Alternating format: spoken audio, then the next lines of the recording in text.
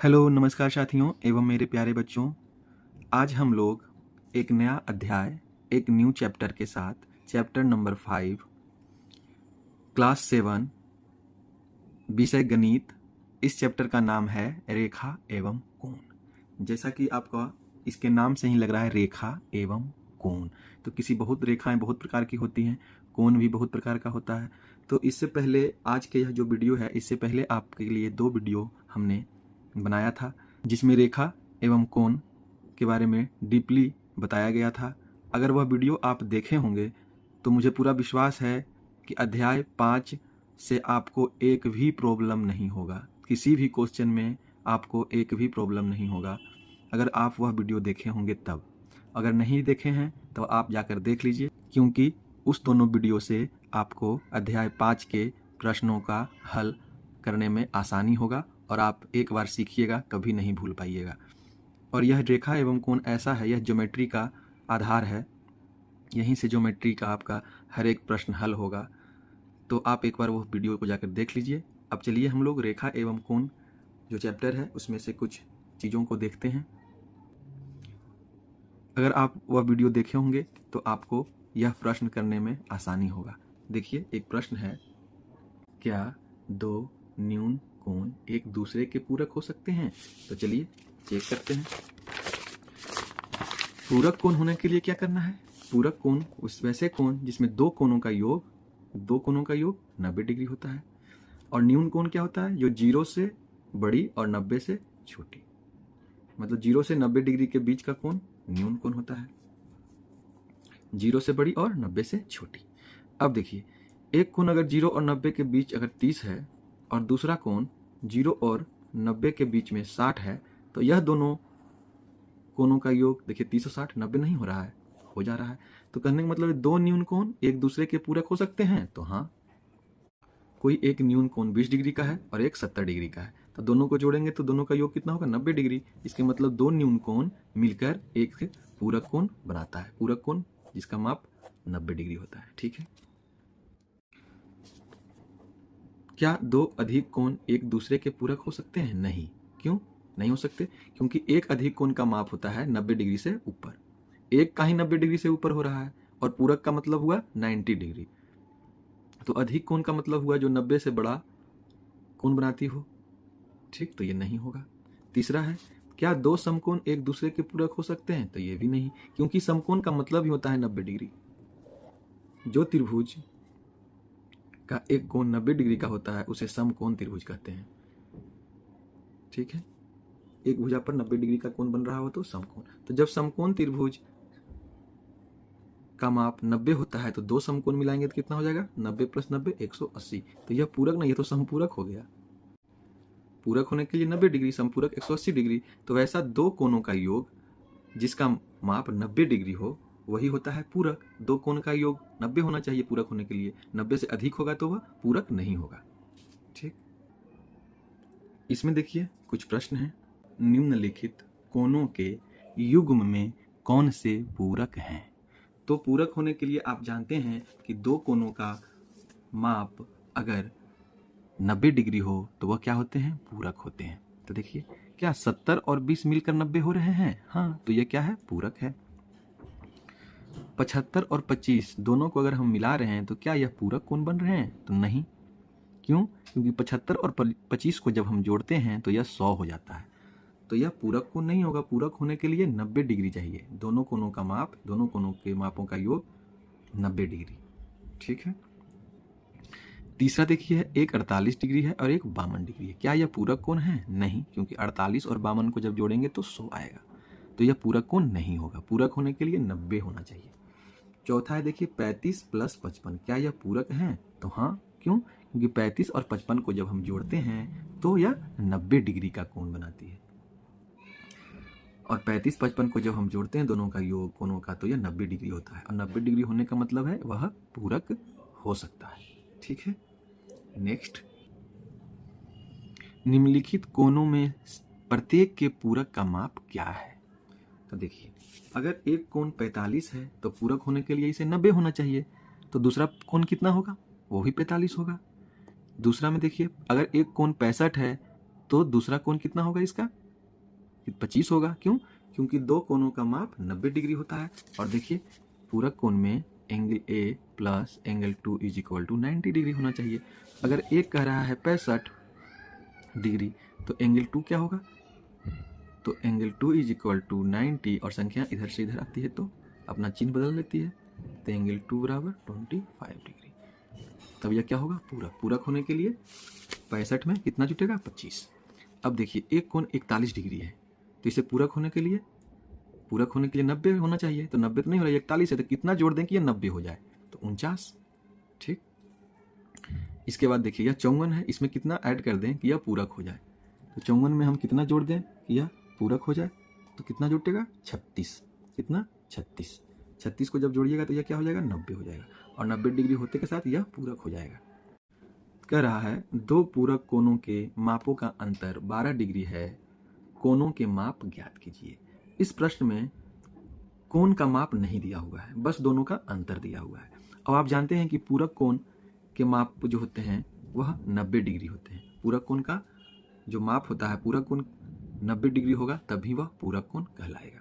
पूरक कोण होने के लिए दोनों कोणों का योग 90 डिग्री, लेकिन दोनों कोणों का माप नहीं दिया हुआ है, बस अंतर दिया हुआ है। तो इसे कैसे हल करेंगे? कहने का मतलब है एक 1 मानते हैं एक कोण को 2, और दोनों का क्या होता है? योग 90 होना चाहिए। लेकिन यहाँ पर अंतर दिया हुआ है, दोनों का मान नहीं दिया हुआ है, तो मानते हैं एंगल 1 को x और एंगल 2 को y, और दोनों का माप होना चाहिए 90 डिग्री। दोनों का योग, मापों का योग 90 डिग्री। अब देखिए हमें दिया हुआ है, इसे हम अंदाज लगाकर भी बना सकते हैं, लेकिन अंदाज लगाने में कभी कभी समय लग जाता है ज़्यादा, कभी कभी एक ही बार में लग गया और कभी कभी समय अधिक लग जाता है। तो अंदाज़ा अभी नहीं लगाएंगे, पहले इसे प्रोसेस से हल करेंगे, हल करना सीखेंगे। तो दो कोणों का माप होता है 90, तब वह पूरक कहलाता है। तो x plus y is equal to 90, और एक हमें क्या दिया हुआ है? x माइनस वाई, और दोनों का अंतर कितना है? 12 डिग्री का। दोनों का योग होता है 90, लेकिन जब दोनों को आपस में घटाते हैं तो 12 मिलता है। तो इस तरह से लिख लेंगे और एक इस तरह से चिन्ह दे देंगे। अब देखिए प्लस माइनस, इसे डायरेक्ट अगर यहीं से जोड़ दें, चलिए जोड़ देते हैं, इसे जोड़ते हैं दोनों को, तो माइनस प्लस क्या होगा? कट जाएगा, और x क्या हो जाएगा? 2x हो जाएगा, बराबर 90 और 12 कितना हो जाएगा? 102। तो x बराबर हो जाएगा हमारा 51। x बराबर 51। जब 2 से ये काटेंगे तो क्या होगा? 51। तो एक वैल्यू तो हमारा आ गया x, जो कि यहाँ पर है। तो आप जानते हैं कि x plus y is equal to 90, तो x का मान कितना आ गया? 51 plus y is equal to 90। अब देखिए y बराबर 90 माइनस 51, तो y बराबर 39 डिग्री। अब देखिए x हमारा कितना था? 51, y कितना है हमारा? 39। तो एक हमारा 51 होगा, एक 39 होगा, और दोनों को आपस में घटाइए, देखिए 12 आ रहा है, 39 12 51, यह 12 आ जा रहा है। तो इस प्रकार से यह प्रश्न हमारा हल हो गया, हम लोग हल कर लिए हैं इसे। देखिए दोनों को घटाने पर 12 आया। ठीक है, अब हम लोग आगे चलिए नेक्स्ट पेज पर। समपूरक कोण। अब समपूरक कोण कैसे होते हैं? कोणों के युग्म समपूरक कब कहलाते हैं? जब दोनों कोणों का माप 180 डिग्री होता है। जब दो कोण को हम मापते हैं और दोनों का माप का योग 180 डिग्री होता है तो उसे समपूरक कोण कहते हैं। ठीक है, दो कोण के मापों का योग जब 180 डिग्री होता है तो उसे समपूरक कोण कहते हैं। तो चलिए 60 और 120 क्या दोनों मिलकर 180 डिग्री हो रहा है? तो हाँ, 60 प्लस 120 180, तो यह समपूरक है। 68 प्लस 112, यह भी दोनों 180 है, मतलब यह भी समपूरक है। 100 और 80 180, यह भी समपूरक है। 135 और 45 दोनों का योग 180, मतलब यह भी समपूरक है। क्या दो अधिक कोण समपूरक हो सकते हैं? तो नहीं। क्यों? क्योंकि दो समपूरक होने के लिए दो कोणों का माप 180 होना चाहिए, और अधिक कोण का मतलब हुआ एक कोण का माप 90 से ज्यादा। तो दो कोण को अगर जोड़ेंगे तो 90 90 180 से अधिक हो जाएगा, जो कि समपूरक नहीं होगा। दो न्यून कोण समपूरक हो सकते हैं? कभी नहीं। क्यों? क्योंकि न्यून कोण का मतलब हुआ 90 डिग्री से कम का कोण बनाना, 0 से 90 के बीच का कोण बनाना। और समपूरक होने के लिए दो कोणों का योग कम से कम 180 होना चाहिए। तो ये दो न्यून कोण मिलकर 180 कभी नहीं होगा। क्या दो समकोण समपूरक हो सकते हैं? तो हाँ, क्यों? क्योंकि एक समकोण 90 डिग्री का होता है तो दूसरा समकोण भी 90 डिग्री का ही होगा, और 90-90 क्या होता है? 180। तो 90-90 180, तो यह क्या होगा? समपूरक कोण होगा। ठीक है, ये प्रश्न देखिए, क्या यह समपूरक है? तो दोनों कोणों को जोड़िए, 110 + 50 160। नहीं, 180 होना चाहिए, तो यह समपूरक नहीं है। यह समपूरक है? नहीं, यह भी समपूरक नहीं है, क्योंकि 105 और 65 170 ही होता है। चलिए आगे, क्या यह समपूरक है? एक 50 है और एक 130 है, तो क्या यह समपूरक है? तो हाँ, 50 और 130 को जोड़ेंगे तो 180 होगा, जो कि समपूरक है। 45-45 क्या समपूरक है? नहीं, 45-45 तो 90 होता है, यह तो पूरक है, समपूरक नहीं है। निम्नलिखित कोणों में प्रत्येक के समपूरक माप क्या होगा? देखिए, समपूरक होने के लिए 180 होना चाहिए, लेकिन इसमें 100 ही है, तो इसमें कितना और जोड़ दें कि यह 180 हो जाए? तो 80, तो इसका समपूरक होगा 80। 90 में क्या जोड़ दें कि 180 हो जाए? तो 90 में 90 को जोड़ेंगे तो 180 होगा, तो 90 का समपूरक 90। 55 में क्या जोड़ दें कि वह समपूरक हो जाए? तो समपूरक होने के लिए 180 डिग्री होना चाहिए, लेकिन इसके पास तो है 55 डिग्री, तो इसमें कौन सी ऐसी संख्या जोड़ दें कि यह 180 हो जाए? तो 125। तो 55 का समपूरक 125 डिग्री, तो इसका 125 होगा। अगला है 125, क्या समपूरक होने के लिए इसमें कितना ऐड करना पड़ेगा? तो समपूरक होने के लिए 180 चाहिए और 180 डिग्री होनी चाहिए, लेकिन है कितना? 125, तो इसमें घटा दीजिए 55। तो 55 इसमें और जोड़ देंगे तो क्या हो जाएगा? यह समपूरक हो जाएगा। तो एक 125 होगा एक कोण, दूसरा कोण 55 होगा। अब देखिए नेक्स्ट, दो समपूरक कोणों में बड़े कोण का माप छोटे कोण के माप से 44 अधिक है, तो कोणों के माप ज्ञात कीजिए। तो आप जानते हैं कि दो समपूरक कोण का योग 180 डिग्री होता है। एक कोण 1 है, एक कोण 2 है, लेकिन कह रहा है कि छोटे कोण के माप से 44 अधिक कौन है? बड़ा वाला है। ठीक, तो इसमें बड़ा ये मत समझिएगा कि एक बड़ा या दो बड़ा, यह कोण का माप ये मान माने हैं कि एक कोण मान लीजिए 1 है, एक कोण 2 है। ठीक है, कह रहा है छोटे कोण के माप से 44 अधिक है बड़ा वाला, तो मानते हैं कि छोटे कोण को हम y मान लिए इसको, और इसे x मान लिए, माने कि एंगल 2 को y मान लिए हैं, तो एंगल 2 का मान कितना है? y है, लेकिन एंगल 1 जो है वह इससे 44 अधिक है। इस तरह से लिख सकते हैं इसको, x बराबर y प्लस 44। तो x का मान हो गया y प्लस 44 और y का मान तो y है, तो दोनों को अगर हम योग करेंगे x प्लस y बराबर 180 होना चाहिए। तो x का मान कितना है? y प्लस 44, और y तो y है ही, y by 2y plus 44 is equal to 180।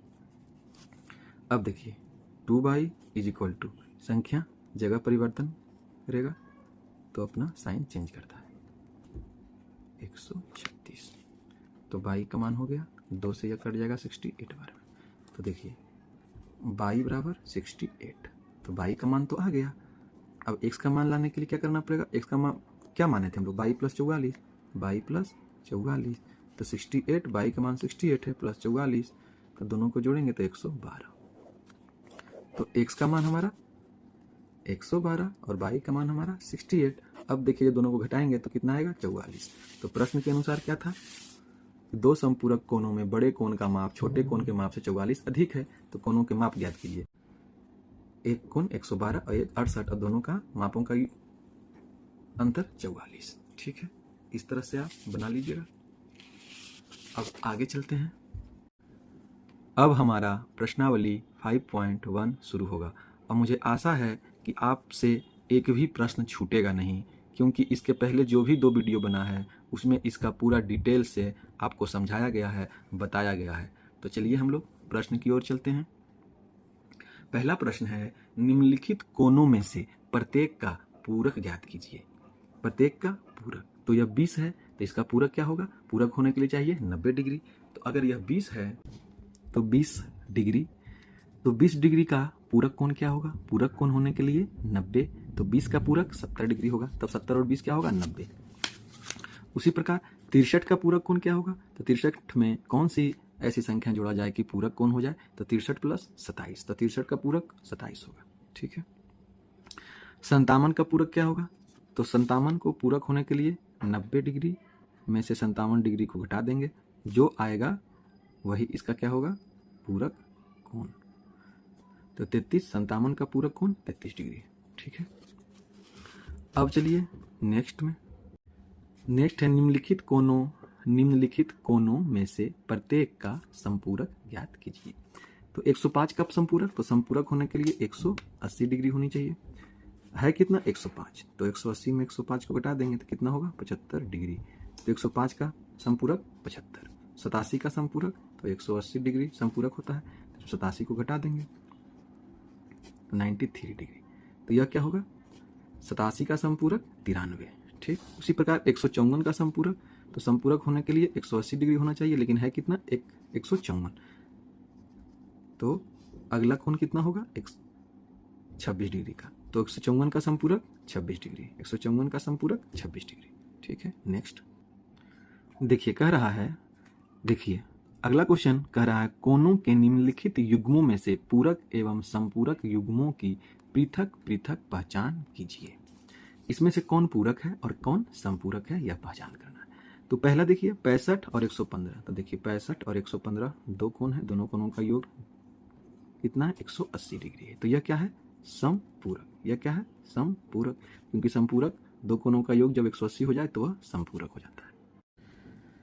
पहला संपूरक होगा। दूसरा देखिए 63 और 27। तो 63 और 27 को जब हम जोड़ते हैं तो यह 90 हो रहा है, और 90 क्या है, पूरक होता है। जब दो कोणों का माप का योग 90 हो तो यह पूरक होता है। तो इसका मतलब यह क्या है, पूरक है। तीसरा है 112 और 68। अब देखिए 112 और 68 को जब हम जोड़ते हैं तो 180 डिग्री होता है, और 180 क्या होता है, पूरक। तो यह क्या हो गया, पूरक। 130 और 50 जब दोनों को हम जोड़ेंगे, 130 और 50, तो यह 180 होगा, और 180 क्या होता है, संपूरक। तो यह भी संपूरक होगा। 45 45 90 होता है, तो यह क्या है, 90 होता है तो पूरक। 80 और 10 90 हुआ, और यह क्या हो गया, पूरक। इस प्रकार पूरक संपूरक हम लोग जान गए कि पूरक कोण कैसे निकाला जाता है और संपूरक कोण कैसे निकाला जाता है। ठीक है। चौथा है हमारा, ऐसा कोण ज्ञात कीजिए जो अपने पूरक के समान हो। तो पूरक होने के लिए 90 डिग्री होना चाहिए, पूरक होने के लिए 90 डिग्री और 90 डिग्री। ऐसा कोण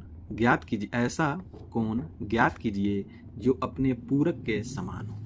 मतलब अपने पूरक के समान, तो जानते हैं आप कि एक कोण दूसरे का पूरक होता है, तो अपने समान होने के लिए पूरक भी होगा, तो 90, तो 45 और 45, तब तो दोनों जुटेगा तो 90 होगा, और 90 डिग्री होगा तभी तो पूरक होगा। और कह रहा है दोनों समान है, पूरक के समान, तो एक दूसरे का पूरक होता है। एक एंगल दूसरे एंगल का क्या होता है, पूरक कोण कहलाता है। अगर 45 का पूरक हम पूछे 45 का पूरक कौन होगा, तो 45 होगा। अगर हम पूछे 20 का पूरक कौन होगा, तो 20 का पूरक कौन होगा, 70 होगा, क्योंकि 20 70 मिलकर क्या होगा, 90 बनेगा, एक पूरक बनेगा। ठीक है। उसी प्रकार अगला क्वेश्चन, ऐसा कोण ज्ञात कीजिए जो अपने संपूरक के समान हो। अब देखिए संपूरक में 180 होना चाहिए, तो एक कोण 90 होगा तभी तो दूसरा संपूरक भी उसके बराबर होगा, तो 90 प्लस 90 180। तो ऐसा कोण ज्ञात कीजिए जो अपने संपूरक के समान हो, तो संपूरक के समान तो होगा 90 ही, तब तो 90 90 मिलकर 180 होगा। ठीक है, पूरक संपूरक हो गया। नेक्स्ट क्वेश्चन है हमारा, दी हुई आकृति में कोण 1 एवं कोण 2 संपूरक कोण हैं। यदि कोण 1 में कमी की जाती है तो कोण 2 में क्या परिवर्तन होगा ताकि दोनों कोण फिर भी संपूरक ही रहे।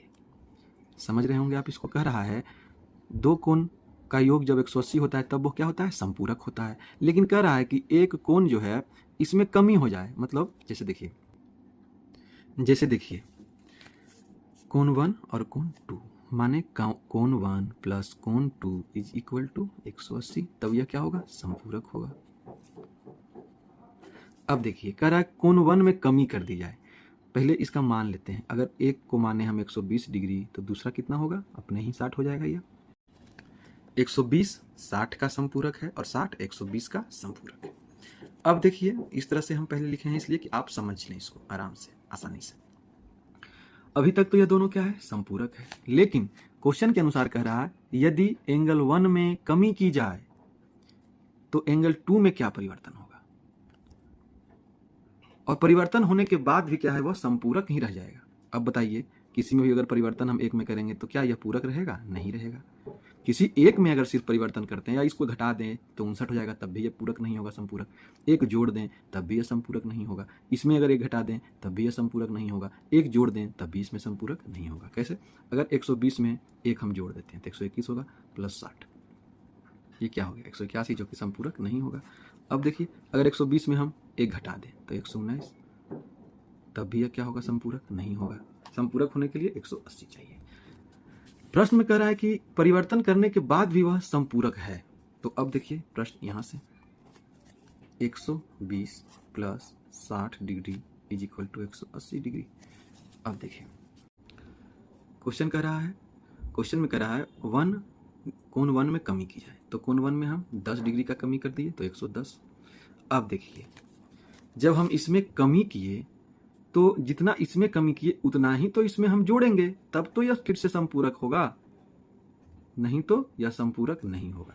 तो यही कह रहा है कि क्या परिवर्तन होगा ताकि दोनों कोण फिर भी संपूरक ही रहे। तो इसका आंसर होगा कि जितना कमी हम कोण 1 में करेंगे उतना ही कोण 2 में हम जोड़ेंगे। जितना कमी हम कोण 1 में करेंगे उतना ही हम कोण 2 में जोड़ेंगे। जितना हम कमी कोण 1 में करेंगे उतना ही कोण 2 में हम जोड़ेंगे। जितना घटाव 1 में करेंगे उतना ही जोड़ हम 2 में करेंगे। और किए भी हम लोग, जब 120 में हम 10 घटाए तो 110 हो गया, तो इसमें 10 घटाए तो इसमें हम 10 को जोड़े। ठीक है, तो इसका आंसर वही होगा, जितना कमी हम कोण 1 में करेंगे उतना ही कोण 2 में हम जोड़ेंगे। ठीक है, चलिए नेक्स्ट। क्या दो ऐसे कोण समपूरक हो सकते हैं यदि उनमें से दोनों न्यून कोण है? नहीं, क्योंकि न्यून कोण जो होता है, न्यून कोण का माप 0 डिग्री से अधिक और 90 डिग्री से कम होता है। 90 से कम, तो जब 90 से कम होगा, अगर 90 से एक ही कम होगा 89 89, तो न्यून कोण, तो दोनों को जो हम ऐड करेंगे तो क्या होगा? 178 होगा। ठीक है, जो कि एक संपूरक नहीं बनाती है, तो इसका होगा नहीं। दूसरा है, क्या दो अधिक कोण संपूरक हो सकते हैं? अधिक कोण मतलब 90 से अधिक वाला, अधिक कोण जो 90 से अधिक हो। तो जब 90 से अधिक एक भी अगर यह बढ़ता है तो 91 और 91 जब मिलाएंगे दोनों को जोड़ेंगे तो यह 182 डिग्री होगा, जो कि संपूरक नहीं होगा। संपूरक होने के लिए 180 डिग्री ही होना चाहिए, ना कम ना ज्यादा। अगला है, क्या दो समकोण संपूरक हो सकते हैं? तो आप जैसा कि जानते हैं एक समकोण होता है 90 डिग्री का, तो दो समकोण 90 90 180 डिग्री। तो हाँ, 180 डिग्री तो होना ही चाहिए संपूरक होने के लिए, दो कोणों का योग 180 डिग्री। तो यह क्या होगा? समकोण संपूरक हो सकता है, दो समकोण संपूरक होगा। ठीक है, नेक्स्ट। एक कोण 45 से बड़ा है, क्या इसका पूरक कोण 45 से बड़ा है अथवा 45 के बराबर है अथवा 45 से छोटा है? क्या है? एक कोण जो है वो 45 से बड़ा है, तो क्या इसका पूरक कोण 45 होगा? नहीं। क्या 45 के बराबर होगा? नहीं। क्या 45 से छोटा होगा? तो हाँ। क्यों? क्योंकि पूरक कोण होने के लिए 90 डिग्री होनी चाहिए, और जब एक कोण 45 से बड़ा अगर हो जाएगा तो 45 से बड़ा अगर एक भी डिग्री हम लेते हैं तो क्या होगा? वो 46 डिग्री होगा, और जब 46 डिग्री होगा तो दूसरा कोण को, इसका पूरक कोण को 44 होना पड़ेगा, तभी तो यह 90 डिग्री होगा, और 90 जब होगा तभी यह क्या होगा? पूरक होगा, तभी यह पूरक होगा। ठीक है, तो इस प्रश्न का हल है, एक कोण अगर 45 से बड़ा है तो क्या इसका पूरक कोण 45 से बड़ा होगा? नहीं। अथवा 45 के बराबर? नहीं। तो 45 से छोटा होगा? हाँ, छोटा होगा। जैसा कि आप देखिए, अगर मान लीजिए लिया जाए कि एक कोण 45 से बड़ा है, तो वह 45 से बड़ा हम कितना भी लेंगे, पॉइंट में भी ले लेंगे तब भी, तो एक हम मानते हैं इसे 45 प्लस 1, एक कोण अगर 46 है तो क्या 45 हो सकता है दूसरा कोण? नहीं, क्योंकि यह 91 हो जाएगा। क्या इस 45 के बराबर? तब भी 91 होगा। सिर्फ 45 से जब छोटा होगा तभी यह क्या होगा? पूरक कोण होगा। अगर 46 है तो 44 होगा, अगर 47 है तो 43 होगा, अगर 45 से बड़ा 50 है तो अगला 40 होगा, तभी तो यह 90 होगा, और जब 90 होगा तभी यह पूरक होगा। ठीक है, नेक्स्ट क्वेश्चन कह रहा है, यदि दो कोण पूरक हैं तो उनके मापों का योग, तो पूरक के मापों का योग क्या होता है 90 डिग्री, तो 90 होगा। दो कोण संपूरक हैं तो उनके मापों का योग 180 डिग्री। नेक्स्ट है यदि दो आसन्न कोण समपूरक हैं तो वे क्या बनाते हैं।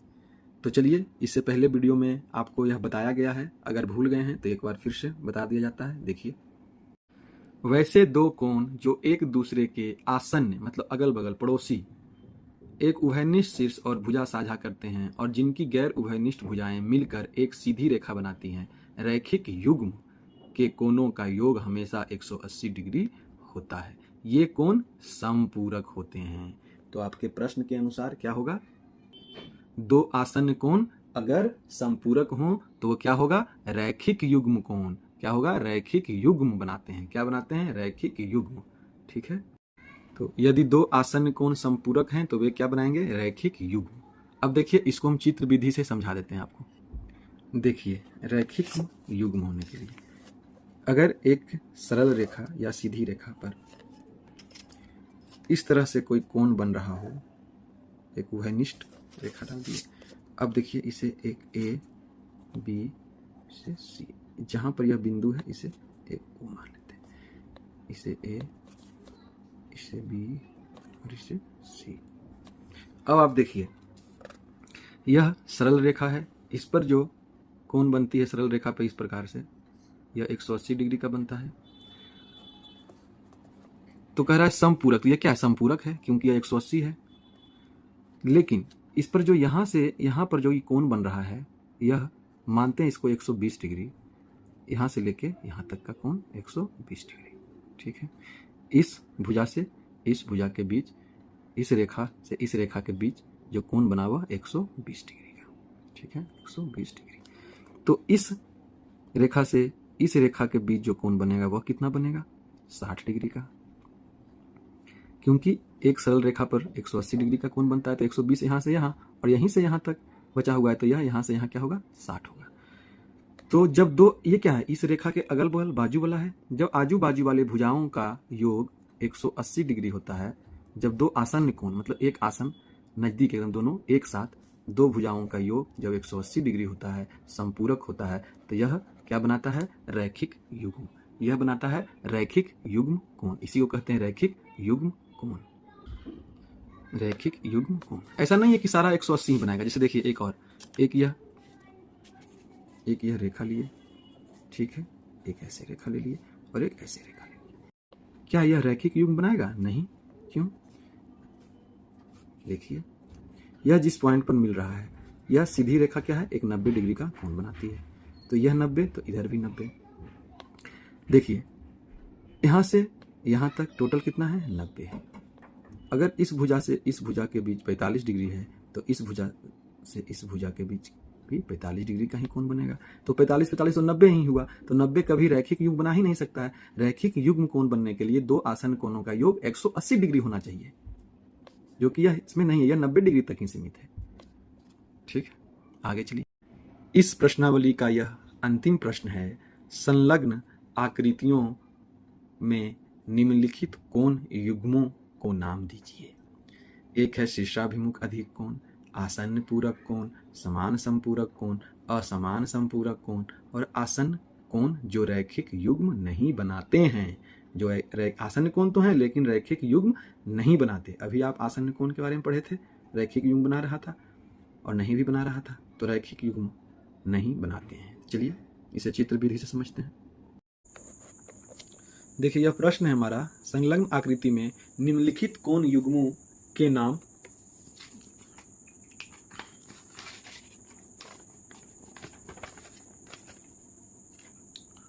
हमारा प्रश्न है, संलग्न आकृति में निम्नलिखित कोण युग्मों का नाम दीजिए। यह हमारा आकृति है, इसमें पूछा गया शीर्षाभिमुख अधिक कोण, आसन्न पूरक कोण, समान संपूरक, असमान संपूरक और आसन्न कोण जो रैखिक युग्म है। तो चलिए, सबसे पहले हम लोग देखिए शीर्षाभिमुख अधिक कोण। शीर्षाभिमुख अधिक कोण में आमने सामने का भुजा बराबर होता है। तो यह जो एंगल है और यह एंगल बराबर है, यह जो एंगल है और यह जो एंगल है वह क्या है, बराबर है। तो देखिए, इसमें अधिक कोण 90 डिग्री से अधिक कौन है। तो इसमें हम क्वेश्चन के अनुसार लाइनिंग और दे देते हैं, इससे आपका समझने में आसान होगा। इसका नाम हो गया E।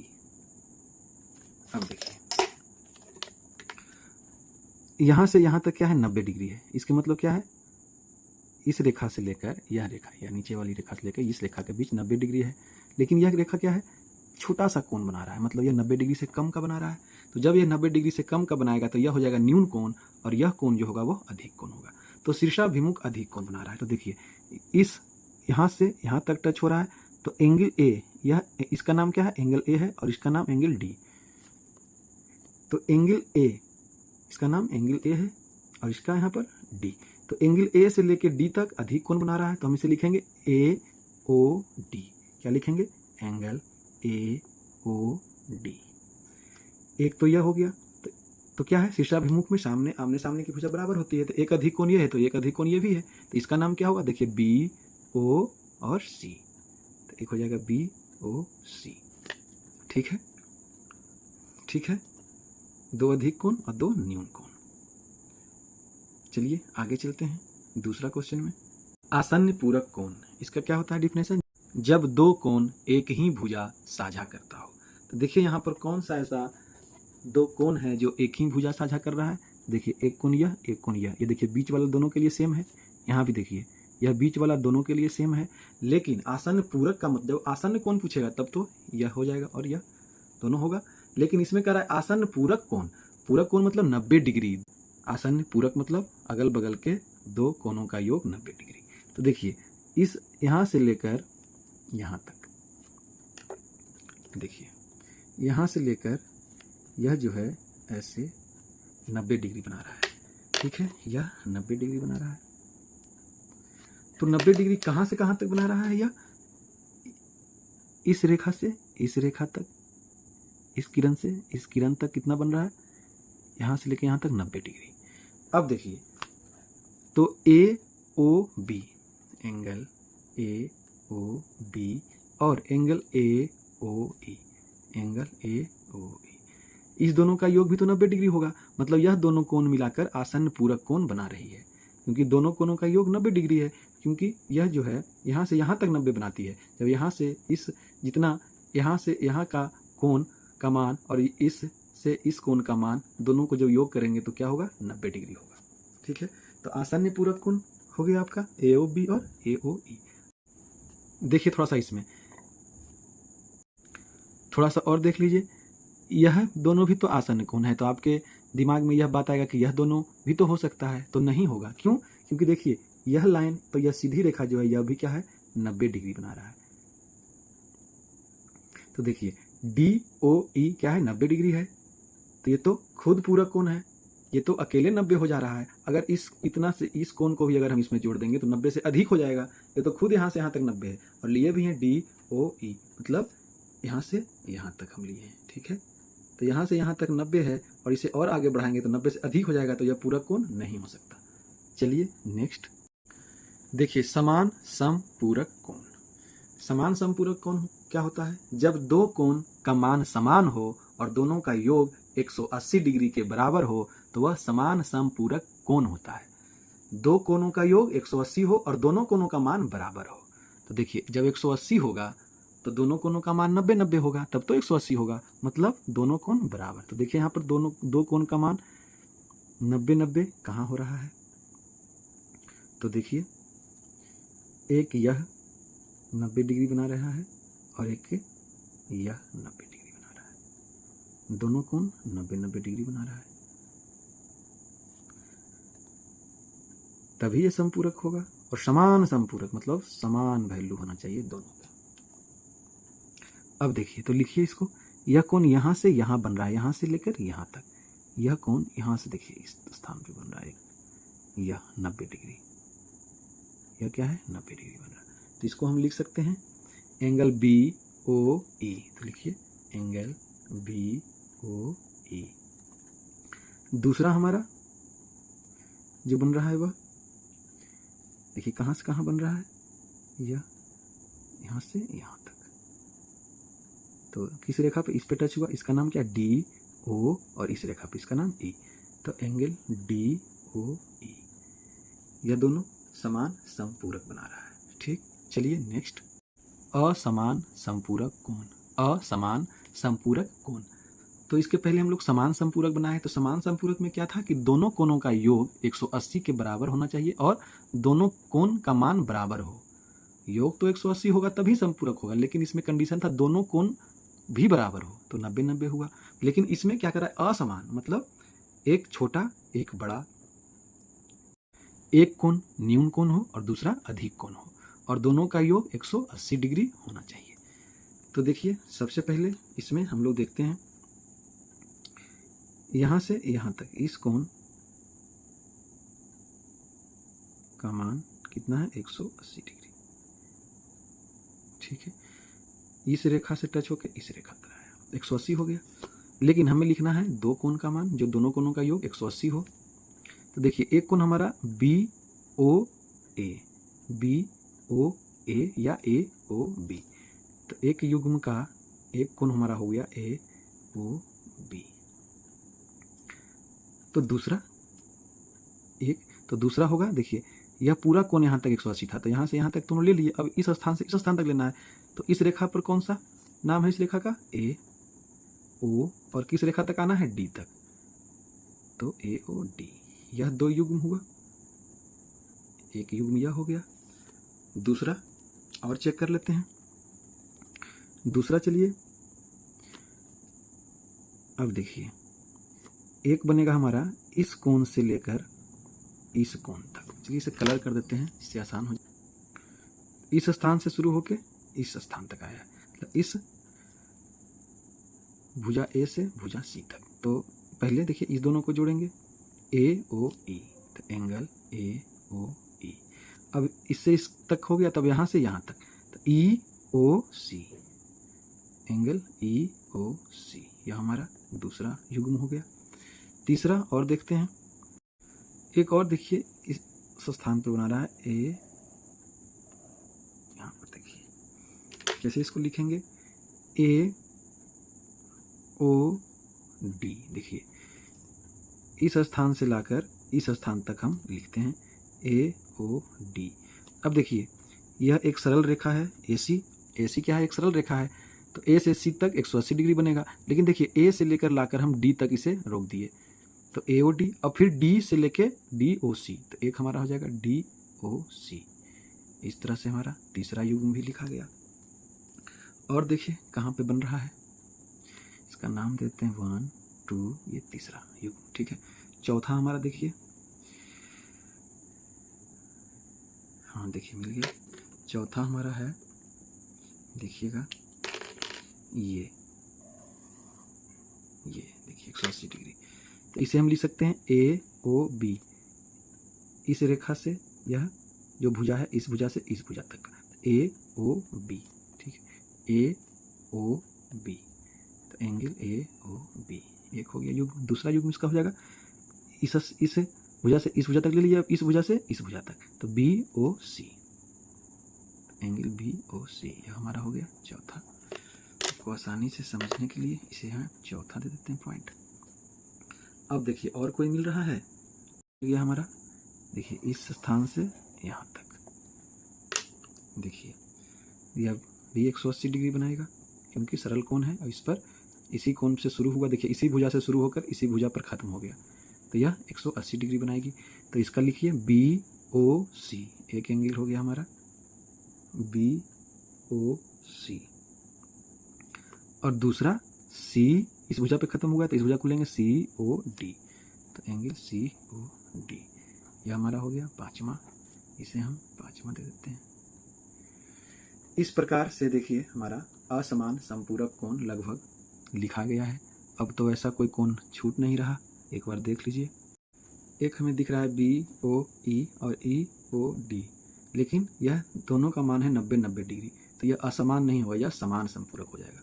तो अब हमें असमान समपूरक कोण इसमें दिख नहीं रहा है कोई, तो यह हो गया। अब चलिए नेक्स्ट क्वेश्चन में, आसन्न कोण जो रैखिक युग्म नहीं बनाते हैं।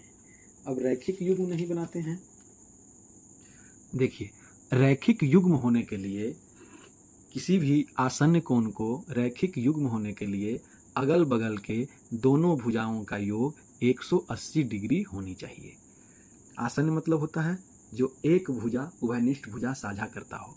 तो दोनों आजू बाजू वाले सटे हुए जो कोण बना रहे हैं वह दोनों कोणों का योग 180 डिग्री होना चाहिए, तभी वह क्या होगा, रैखिक युग्म बनाएगा। देखिए रैखिक युग्म कब होगा, जब देखिए एक सीधी रेखा और एक यह सीधी रेखा। तो यह देखिए यह जो रेखा है,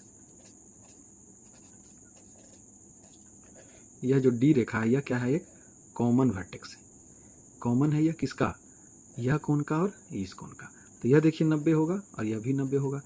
तो दो आसन्न कोण का योग कितना हो गया, 90 + 90 = 180 डिग्री। तब क्या होगा, यह रैखिक युग्म बनाएगा। तब यह रैखिक युग्म बनाएगा, क्यों, दोनों आजू बाजू वाले भुजाओं का योग कितना है, 180 है। ठीक है। लेकिन इस प्रश्न में देखिए, प्रश्न में कह रहा है आसन्न कोण जो रैखिक युग्म नहीं बनाते हैं। मतलब रैखिक युग्म नहीं बनाने का मतलब है दो आजू बाजू वाले भुजा जो एक उभयनिष्ठ भुजा साझा करते हैं उनका योग 180 डिग्री नहीं हो। तो देखिए 180 डिग्री क्या, यह देखिए एक कितना डिग्री बनाते हैं, यह समकोण है 90 डिग्री। ठीक है, 90 डिग्री। EOB 90 डिग्री बनाती है। अब देखिए युग्म नहीं है तो हम इसे लिख सकते हैं एंगल AOB। एक बगल वाला भुजा यह है और एक यह AOE। दोनों मिलाकर 90 डिग्री ही पूरा हो रहा है, 180 तो है नहीं। तो यह रैखिक युग्म नहीं बनाएगा, यह रैखिक युग्म नहीं बनाएगा। ठीक है, इस तरह का और पता करते हैं। चलिए देखिए एक है हमारा यह, देखिए तो इसके कोण का नाम लिखिए, EOC भी 180 नहीं बना रही है। तो EO और यहीं तक लेते हैं तो D, एंगल EOD और एंगल DOC, एंगल DOC। दो मिल गया, पहला ये, दूसरा ये। तीसरा ढूंढिए, तीसरा क्या होगा, हाँ तीसरा देखिए मिल गया हमें। पहला, इसका नाम दे दीजिए पहला, या दूसरा। पहला को कलर कर दिया जाए ब्लैक से,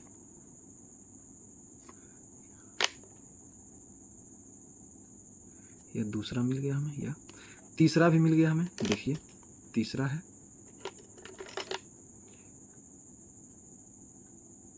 तीसरा क्या हो, तीसरा देखिए यहां तक, इस भुजा से इस भुजा के बीच, यह किरण से इस किरण के बीच भी। तो क्या नाम दे इसका, AOE। पहले यहाँ टच कर रहा है, यहाँ से शुरू किया इस किरण से और इस किरण में आके टच हुआ, तो इसे लिखेंगे एंगल AOE। तथा दूसरा, अब इससे लेंगे EO और D, इसमें टच हुआ EOD। इस प्रकार आसन्न कोण जो रैखिक युग्म नहीं बनाते हैं यह होगा। इस प्रश्नावली का यह अंतिम प्रश्न था जिसे हमने हल कर लिया है। अब हम लोग अगले प्रश्नावली में चलेंगे। ये अंतिम क्वेश्चन था प्रश्नावली 5.1 का। 5.1 का सारा क्वेश्चन हमने हल कर लिया है। अगर यह वीडियो आपको अच्छा लगा हो तो कृपया लाइक करें, सब्सक्राइब करें और अपने दोस्तों के साथ शेयर करें। फिर से मिलते हैं अगले प्रश्नावली 5.2 में। तब तक के लिए धन्यवाद। जय हिंद, वंदे मातरम।